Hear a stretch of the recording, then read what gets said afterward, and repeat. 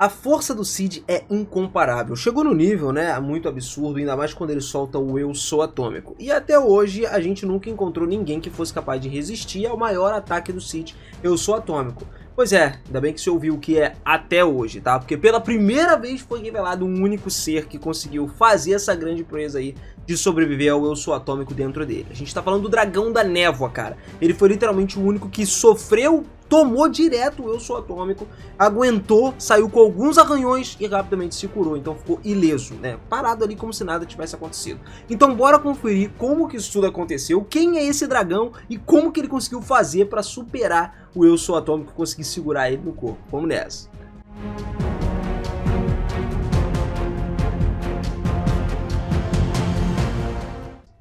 Fala, seus otakus! Beleza? Eu sou o Minas e sejam muito bem-vindos a mais um videozão aqui do canal. E olha só, galera, pra gente entender bem quem é esse dragãozão aí, a gente tem que voltar muito lá no passado. Saber que ele tem tudo a ver com a base do Shadows Garden atual, que é lá em Alexandria, né? Onde a Rose Oriana foi levada no final da primeira temporada. Pois é, ele é que comandava aquilo ali. Vamos lá. Aproximadamente um milênio atrás, o Dragão da Névoa tinha formado um pacto com o rei de Alexandria. Ele fez um pacto tranquilo porque ele era um homem muito poderoso na época, tá? Então ele prometeu que, com a prosperidade, ele arranjaria uma forma de matar o Dragão da Névoa. O dragão, enquanto isso, protegeria a cidade usando a névoa dele, que é muito venenosa e tal. A gente vai falar sobre ela mais pra frente. Só que, com o passar do tempo, o pacto meio que foi esquecido, porque o que aconteceu? O rei morreu. Os descendentes do rei se tornaram mais gananciosos com a sua prosperidade, em vez de se esforçarem para crescer em força no geral e matar o Dragão da Névoa. E pô, o Dragão da Névoa olhou aquela parada e fez o quê? Acontece que tudo que estava acontecendo ali estava saindo fora do acordo dele. Meio que estava sendo tudo rompido, então ele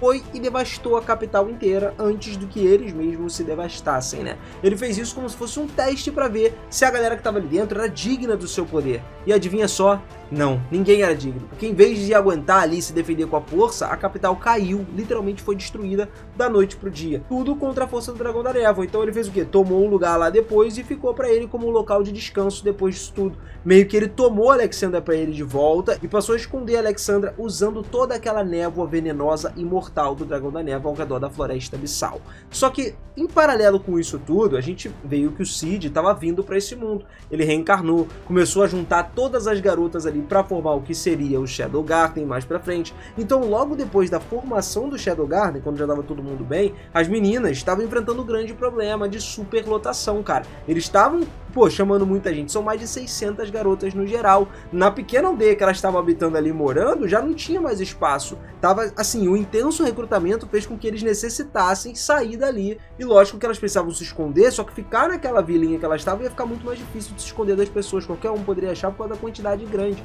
Então elas decidiram encontrar um novo esconderijo. Beleza, a Alpha confiou essa tarefa para Zeta, encontrar um bom lugar, né, para um fortalecimento do Shadow Garden e tal. Como a Zeta sempre foi uma mulher das viagens, né, aquela mulher que sempre é muito boa em coletar informações e tudo, ela foi lá buscando e acabou encontrando um lugar perto da chamada Floresta do Abismo, ou Floresta Abissal, né, onde dizem que quem entra lá nunca consegue sair. Pô, isso de início deu uma assustada, só que as 7 sombras são as 7 sombras, e elas foram com uma equipe para lá até o local, né, foi Lambda, foi a Alpha, junto com alguns outros recrutas, e quando chegaram no local, a Delta e a Zeta também que estavam juntos, perceberam uma presença muito poderosa lá, e foi aí é que o grande deu as caras, o Dragão da Névoa. As 7 sombras prepararam para lutar de primeira, só que antes da luta, elas ordenaram que a Lambda e as outras recrutas saíssem de lá, né, e a Alpha até avisou a Lambda o seguinte: se em 3 dias tu não ouvir falar da gente sobre isso tudo, vá lá e conta pro Shadow, porque provavelmente a gente já vai estar morta pra esse dragãozão aí. Pra surpresa de todos, o dragão até conseguia se comunicar. Ele começou a falar, e graças a Beta foi que ele contou a história toda de Alexandria. Aparentemente, ele explicou que há cerca de 1 milênio atrás, o dragão fez aquele pacto com o governador de Alexandria, e aparentemente o pacto tornaria ele o guardião do país em troca do povo aproveitar a paz e a prosperidade para alcançar as graças, né, e conseguir destruir o dragão no final das contas. Eles se desenvolveriam, ficariam mais mais fortes. Um dia, quando eles matassem o dragão, eles já iam estar tranquilos até para se proteger, porque para derrotar esse dragão você precisa de muito, né? Beleza, eles juraram se tornar fortes o suficiente para matar o dragão. E aí a gente entende melhor que, na verdade, o dragão estava querendo morrer porque ele jamais conseguiria morrer sozinho. Para ele, isso era considerado uma baita de uma maldição. Acontece que, assim, devido à natureza mágica que cobre o mundo que o Shadow tá agora, além daqueles que estão impregnados no corpo dos dragões no nível genético em si, tanto o Dragão da Névoa quanto o resto das espécies dos dragões são praticamente imortais, cara. Então eles não precisam comer, não precisam beber, nada disso. Eles não podem nem morrer de fome, nem de velhice, nem de secura por causa de água, nem de doença, nem de veneno, entre outras coisas naturais. Mesmo que eles quisessem, eles poderiam comer ou beber coisas que eles quiserem, mas se ficasse sem beber também não morria de fome. De acordo com o próprio Dragão da Névoa, ele disse que a imortalidade era uma maldição para eles. Então ele, mesmo que o poder mágico dos seus corpos estejam esgotados, ou eles sofrerem danos muito pesados, seja na cabeça, no peito, no coração ou outros lugares, as feridas normalmente retornam ao normal como se não fosse nada e de uma forma praticamente instantânea. É uma regeneração absurda. Então, sei lá, tu corta a cabeça do bicho, a cabeça vai voltar, tá? Séculos se passaram depois disso. O povo de Alexandria, até mesmo os descendentes do governante, esqueceram do pacto. Como a gente tinha falado, o dragão, vendo que Alexandria tinha sido corrompido pelo poder, então ele foi lá, decidiu matar todo mundo e, ironicamente, usou a mesma névoa que ele mantinha para proteção de todos. Ele só expandiu a névoa para ali. Então, assim, tantos séculos se passaram ao longo da cidade aí, só que dessa vez, matar todos os habitantes não seria o que ele iria fazer se a Shadow's Garden entrasse lá dentro. Só que como o Shadow Garden queria realmente estar ali dentro da cidade, né? Que seria o lugar perfeito para ele, estava muito escondido, era um lugar grande, por ser simplesmente tinha todas as condições perfeitas, com a névoa que protegia e tudo mais, elas decidiram lutar por esse lugar contra o dragãozão. E para ele isso aí era maravilhoso, né? Já que, beleza, se ele morresse numa batalha contra elas, não teria o mínimo de problema com isso. A partir daí, a luta começou entre as 7 sombras, que lutaram pra caramba com o dragão, com tudo. Só que, cara, o poder do dragão, pode-se contar que era de outra dimensão. Elas não podiam fazer praticamente nada. O dragão da névoa era possivelmente uma das criaturas mágicas mais poderosas de todas. Praticamente ele rivalizava até com a Elizabeth aí no geral, principalmente em questão de força, né? E também ele era o ser mais antigo de todos os tempos. Um nível de existência absurdo. Para você ter uma noção, sendo uma figura muito antiga, é até especulado que ele tem aproximadamente 10 milhões de anos. O Dragão da Névoa tem idade suficiente, cara, para testemunhar quando a magia veio para esse mundo, né? Devido ao choque dos outros mundos paralelos. E tendo vivido esse tempo todo, esses milênios todo, também dá pra gente imaginar que o Dragão da Névoa foi uma testemunha existente ali do que aconteceu com o Rei Demônios, os Diabolos lá. Até os dias atuais ele viu isso tudo. E também foi dito que o dragão e os seus seguidores não tomaram partido contra a luta dos Diabolos. Provavelmente eles só permaneceram escondidos à margem de tudo, né? Sem nenhuma razão revelada. E também tem uma especulação durante alguns desastres ameaçadores aí que quase acabaram com a existência do mundo, né? Os poucos dragões existentes, incluindo o próprio Dragão da Névoa, não tomaram partido em nenhuma calamidade, como o desaparecimento da cidade chamada Atlantis, ou quando apareceu pela primeira vez o Rei Demônio Ragnarok, entre outros desastres aí. Digamos que ele seja realmente o dragão mais pacífico, que realmente só quer morrer agora, tá ligado? Tanto que ele não se envolveu também, né, na fúria da rainha vampira Elizabeth, que foi desencadeada há 1000 anos, antes do Cid vir pra esse mundo e tudo mais. De qualquer forma, voltando aqui pra história, eles resolveram fazer um acordo, no qual o Dragão da Névoa deixaria as Shadows entrarem lá e transformar Alexandria no novo quartel-general do Shadow's Garden, desde que o Cid pudesse matar ele. Então, cara, o Cid apareceria pra lutar contra esse dragão aí. E o legal, cara, é que esse dragão foi a primeira pessoa, a primeira força no geral, né, o monstro, em fazer o Shadow lutar um pouco sério durante o primeiro encontro deles, né, os primeiros que aconteceram, quando ele tinha mal deixado de ser criança. Então ele usou mais do que a sua habilidade, só que ele não derrotou o dragão. Como o dragão, o corpo dele era forte, durável pra caramba, o enorme corpo dele conseguia se esquivar dos ataques da Zeta quando tava lutando com as garotas. E diz, inclusive, que o poder bruto desse dragão é muito mais forte do que da Delta, né? E ele não tem um ponto fraco específico. A maioria dos ataques não conseguia nem causar um dano a ele de uma forma mais eficiente. Até os ataques da Alpha podiam causar dano, porém muito pouco. O Dragão da Névoa meio que possui todos os outros 5 sentidos muito superiores a qualquer raça, cara. E a gente tá falando não só de raça do mundo no geral, estamos falando de raças inferiores dos dragões também, sendo capaz de enxergar no escuro, ele enxerga de longe, ele consegue detectar os seres vivos sem nenhum problema, tá ligado? E com uma força tão grande a ponto de destruir uma casa sem nenhum problema, tipo, assoprando, sacou? Os reflexos deles também são muito aguçados, o que praticamente deixa ele inalcançável. Com relação às Sete Sombras, então, por mais que elas fossem prodígios e tivessem evoluído pra caramba, principalmente em combate, ainda assim o dragão era superior a elas, cara, e não tinha como. Fora o fato dele também poder controlar aquela névoa roxa para poder cobrir a capital do país. Cara, essa névoa aí, ela possui um veneno muito forte. Ele é potente o suficiente para matar um espadachim tão forte quanto a Rose Oriana, podendo até distorcer o senso de direção das pessoas, causar certas alucinações no nível de pessoas que estejam, né, que sejam um pouco mais fracas, tá ligado? Só que ainda assim o dragão reconheceu a força das meninas, cara. Elas estavam lutando com tudo, dando o máximo, só que lógico que não ganharam. Como sempre, quem veio para salvar o dia foi o Shadow, que chegou e começou a luta de Shadow versus o dragão da névoa.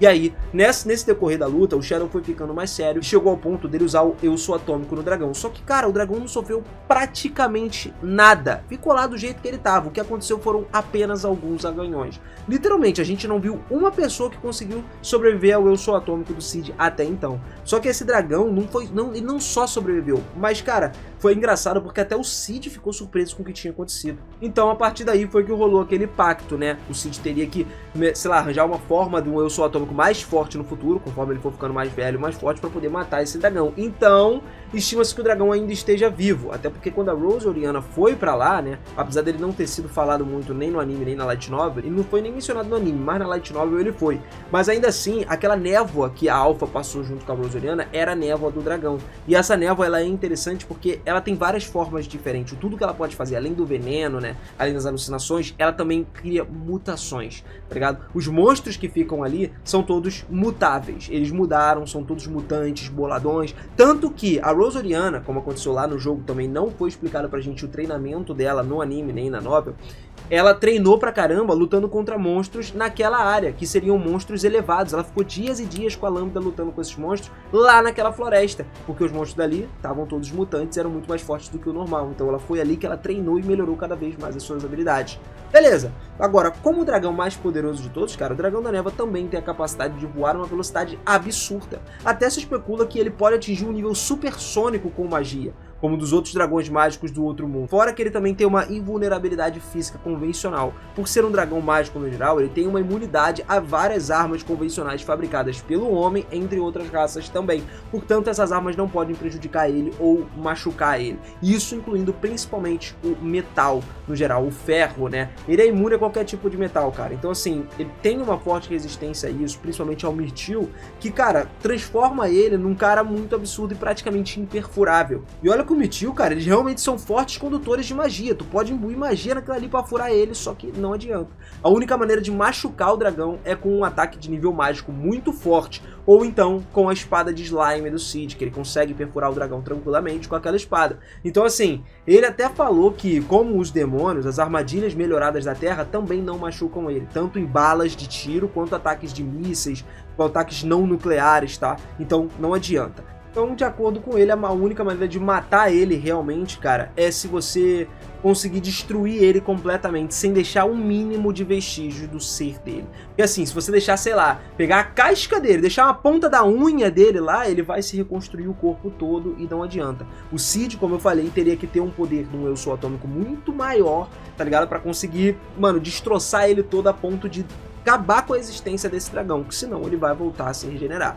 Lógico que ele também tem um forte poder mágico e usa uma magia violeta azul semelhante à do Cid. E até tem uma habilidade que é interessante, porque ela parece bastante com o Eu Sou Atômico do Cid. Mas o legal é que esse dragão, no geral, cada personagem a gente sabe que tem uma cor diferente para cada habilidade, né? Cada magia no geral. Só que o dragão tem literalmente todas as cores. Mas ele usa geralmente a que é mais próxima do Cid, por causa do nível de poder dele serem próximo. Agora, esse dragão também tem um poder suficiente para ser capaz de realizar fortes técnicas mágicas sem nenhum esforço, podendo recuperar a magia dele em poucos segundos, né? Se ele esgotasse, ele recuperava tudo em muito rápido, o que faz com que a magia dele seja muito grande, algo próximo do infinito praticamente. Como um dragão também absolutamente roubado, né? O dragão da névoa tem uma habilidade de carregar um poderoso ataque mágico da boca dele, que quando ele libera é uma explosão mágica absurda, que vai numa velocidade muito rápida, capaz de atingir o horizonte de uma grande cidade e destruir tudo, literalmente deixar só uma cratera ali. Isso no nível celular, tá ligado? Ele consegue destruir a nível celular. O Dragão da Névoa também pode canalizar e carregar um ataque mágico que forma, tipo assim, múltiplas rajadas mágicas poderosas e super rápidas que podem ser direcionadas a um alvo e então aniquilar esse cara com uma certa explosão.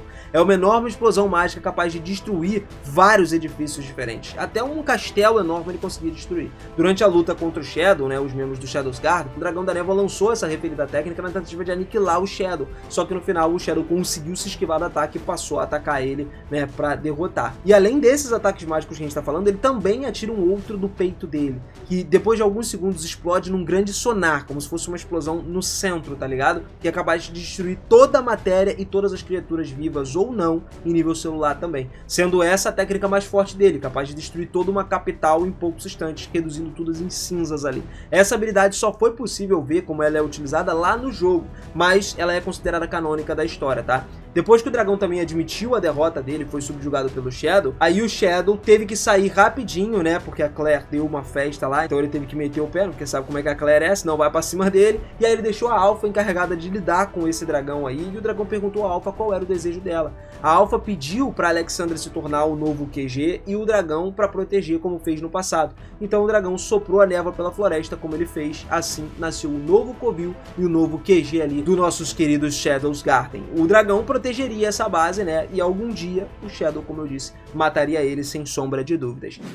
Bom, galera, agora vocês realmente entenderam o nível de poder desse cara aí. Eu já tinha falado sobre ele aqui nos personagens mais poderosos de Kage no Jitsurukusha, mas eu imaginava que você não sabia da extensão de poder desse cara. Cara, eu acho que assim, não precisa muito, né? Só do fato dele ter sobrevivido ao Eu Sou Atômico, pra mim já é o ápice do ápice, e esse cara é um dos mais poderosos existentes nesse mundo. Apesar de que, assim, ele tem uma força absurda a ponto de conseguir se aproximar até do Eu Sou Atômico do Seed. Isso em questão de ataque, obviamente, porém a defesa dele é surreal, mano. Surreal, é um nível muito roubado. Então, se você curtiu essa defesa, curtiu saber desse dragãozão, capricha no like, compartilha aí, mano, manda pra todo mundo, porque eu sei que os teus amigos vão querer saber desse dragão, com certeza. E também não esquece de se inscrever aqui no canal, cara. Se inscreve, ativa esse sininho e bora firme e forte pra mais Kage no Jitsurukusha. Tô vendo muita galera comentar, tô curtindo pra caramba responder vocês nos comentários. Eu tô lendo o volume 6, cara, pra trazer pra vocês, então pode comentar bastante aí também. E semana que vem teremos novidades aqui, toda semana tá tendo, né? Por isso é importante você ativar o sininho também, né? Pra você não ficar de fora, beleza? Tamo junto sempre, família. Beijinho no coração e eu te vejo na próxima. Valeu!